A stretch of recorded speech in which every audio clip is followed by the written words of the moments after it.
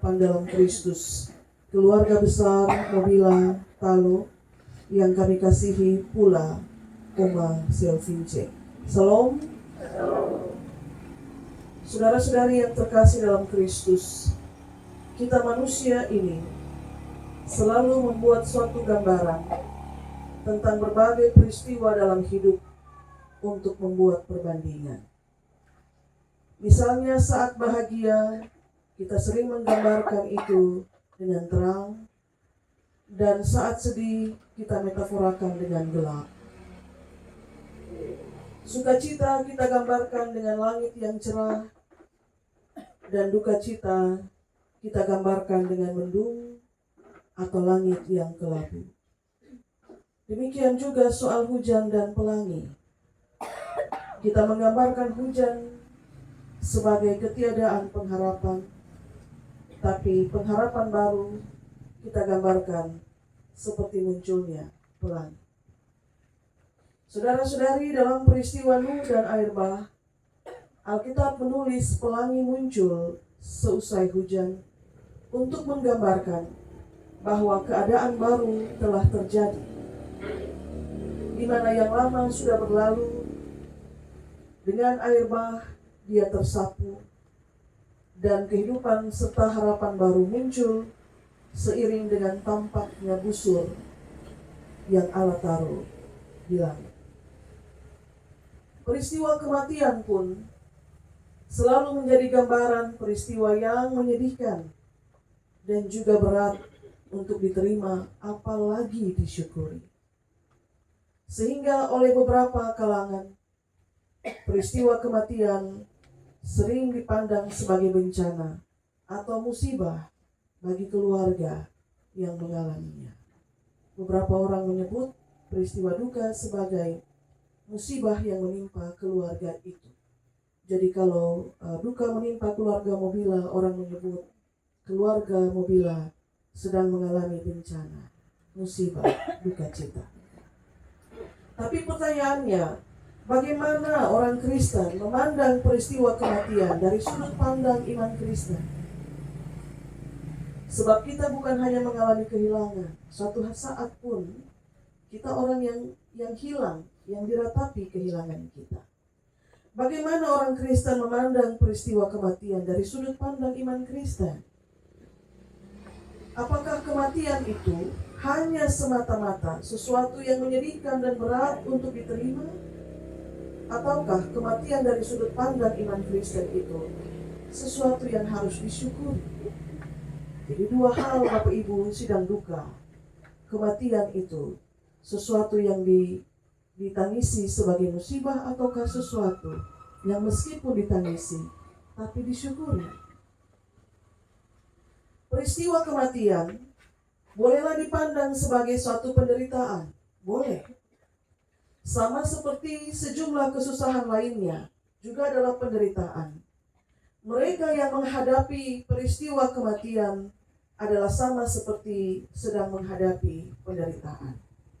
Bapak Otniel dan adik-adik, juga Oma Selvince, keluarga besar, boleh memandang kematian ini sebagai penderitaan.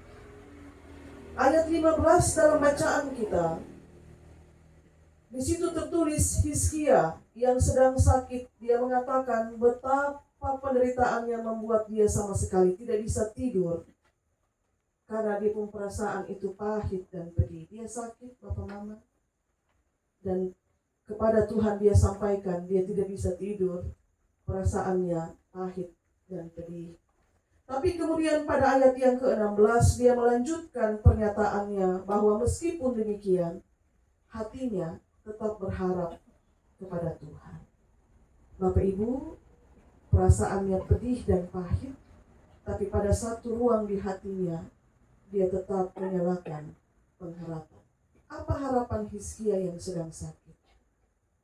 Dia minta supaya Tuhan menenangkan rohnya dan membuat dia sehat dan sembuh. Semua orang sakit punya harapan yang sama. Dan saya kira untuk kurang lebih 3-4 tahun mendiang Bapak Ahibat Mobila bergumul dengan sakit, dia juga menyelipkan pengharapan ini dalam doa-doanya saat secara jasmani dia tidak berdaya.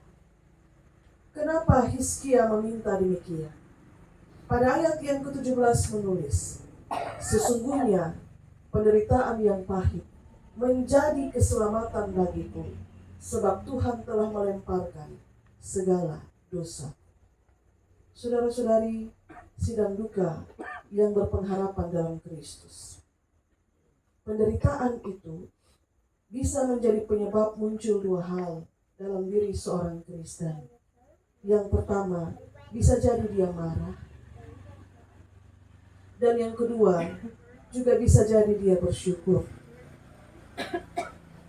Bisa jadi yang pertama itu yang dominan, yang marah-marah, yang mengeluh itu. Bisa jadi yang dominan.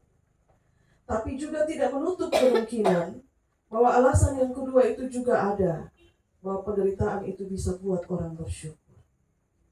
Tapi belajar dari peristiwa sakitnya Raja Hizkia dan juga pengakuannya kepada Tuhan, kita belajar bahwa dalam penderitaan pun hati kita bisa tetap berharap.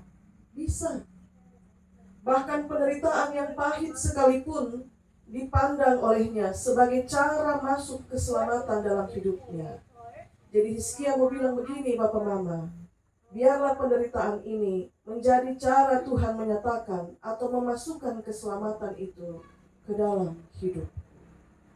Dan bukankah itu juga bisa diaminkan oleh keluarga Mobila Talo? Penderitaan karena kehilangan anak, saudara terkasih, bisa menjadi cara Tuhan memasukkan keselamatan bagi mereka. Keluarga besar berduka atas peristiwa meninggalnya yang terkasih Bapak Ahibat Mobila. Dan meminjam istilah Raja Hizkia, saya juga ingin mengatakan bahwa bisa jadi penderitaan karena duka ini telah menimbulkan rasa pahit dan juga pedih dalam diri Bapak Ot dan adik-adiknya. Bapak Ot, Bapak Anitu, istri semua anak-anak, Oma Selvince, bisa punya perasaan pahit dan pedih dalam diri mereka. Tetapi bercermin dari pengakuan Hizkia, kita juga belajar pengharapan tidak boleh hilang. Tidak boleh hilang. Penderitaan seberat apapun, pengharapan tidak boleh hilang. Dalam penderitaan karena beratnya duka, kita bisa berdoa seperti Hizkia. Tenangkanlah roh dan buatlah aku sehat dan sembuh. Tenangkanlah roh mereka Tuhan, dan buatlah mereka kuat dan bertabah hati dalam penderitaan. Karena Tuhan panggil pulang anak bungsu, Tuhan panggil pulang adik bungsu yang mereka kasihi. Sebab penderitaan yang terjadi dalam rancangan Tuhan tidak dimaksudkan untuk melemahkan atau menghancurkan, tapi dia diberikan sebagai pintu masuk bagi keselamatan. Sebab dunia orang mati dalam kesaksian Hizkia tidak dapat mengucap syukur kepada Tuhan. Orang-orang yang hidup inilah yang dapat mengucap syukur kepada Tuhan. Jadi saudara-saudari yang terkasih, apakah kematian itu hanya semata-mata sesuatu yang sedih dan berat? Ataukah kematian dari sudut pandang iman Kristen adalah sesuatu yang harus disyukuri? Dari firman Tuhan ini kita belajar, dari sudut pandang iman Kristen, penderitaan yang disebabkan oleh rupa-rupa hal, termasuk di dalamnya kematian orang terkasih, itu sesuatu yang harus dipandang sebagai cara Tuhan membawa kita pada keselamatan. Memasukkan kasih karunia melalui segala hal kesusahan yang kita alami. Karena itu meskipun menyedihkan dan berat untuk diterima, tetapi kita perlu bersyukur. Tuhan izinkan kita ada dalam rasa duka untuk bawa kita pada keselamatan. Jadi memang benar, Bapak Ahibat telah menyelesaikan pertandingan hidupnya yang bergumul dengan jasmaninya yang sakit. Seorang mantan majelis jemaat, guru sekolah minggu, dia melakukan bagiannya yang ditetapkan untuk dia kerjakan di ladang Tuhan. Dan karena itu saya meyakini bahwa dia pulang dengan rohani yang sehat dan kuat, dengan iman yang sungguh kepada Yesus Kristus Juru Selamatnya, sama seperti yang diajarkan kepada jemaat saat dia melayani sebagai seorang majelis, atau juga sama seperti yang diajarkan kepada anak-anaknya waktu dia berdiri sebagai seorang guru sekolah minggu. Dan kita bersyukur mendiang telah terbebas dari seluruh penderitaan jasmani di dunia. Kurang lebih 4 tahun dia menderita. Kita melepaskan kepergiannya dengan ikhlas dan dengan iman, dan kita meyakini bahwa apa yang Tuhan buat itu selalu baik adanya. Dan memang inilah waktunya. Mungkin tidak kita mengerti sekarang, tapi kita meyakini akan datang waktu Tuhan untuk menolong Oma dan juga kakak adik mengerti apa yang Tuhan hendak nyatakan melalui kepulangan Bapa akhirat. Kesembuhan jasmani bagi kita itu yang terbaik, tapi itu hanya sementara, Bapak Mama. Kita berkunjung dan kita berdoa minta kesembuhan pun itu hanya sementara. Karena kesembuhan yang menyeluruh, yang menjadi jalan pembebasan bagi almarhum adalah kekal. Sekali dia sembuh dalam keabadian. Dan malam ini kita meyakini dia sudah sembuh. Bapak Mama, pelangi tidak pernah muncul kalau hujan atau percikan air tidak ada. Maka bersyukur pula kita atas hujan duka cita, atas duka, sebab sesudahnya kalau Tuhan berkenan, dia taruh busurnya di langit sebagai tanda yang lama itu sudah berlalu. Dia kasih anugerah sesuatu yang baru bagi keluarga Mobila, bagi Oma Silvince dan anak-anak. Ini berat, tetapi keputusan Tuhan mesti terlaksana tanpa harus bertanya kenapa. Tuhan berkati kita dengan firman-Nya. Amin.